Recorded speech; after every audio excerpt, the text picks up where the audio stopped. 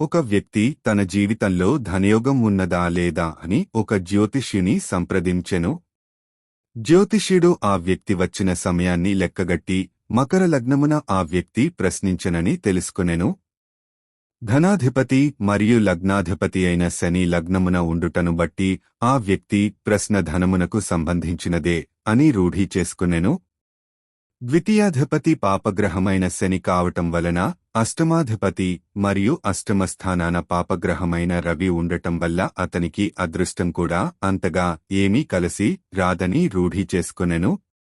అతని జీవితం పిల్లికి చెలగాటం ఎలుకకు ప్రాణసంకటంలా ఉంటుందని, పూలమ్మిన చోటే కట్టెలమ్మాల్సి వస్తుందని జ్యోతిష్యుడు అతనికి చెప్పలేకపోయాడు. వ్యయాధిపతి బృహస్పతి కర్కాటకంలో ఉచ్చస్థానంలో మరియు తృతీయాధిపతి కూడా బృహస్పతి కావడం వలన ఇప్పుడున్న సంపదను అతిగా ఖర్చు పెట్టకుండా దృఢమైన సంకల్పంతో ఉంటే నువ్వే కోటీశ్వరుడివి అని ఆ వ్యక్తికి జ్యోతిష్యుడు సూచించాడు.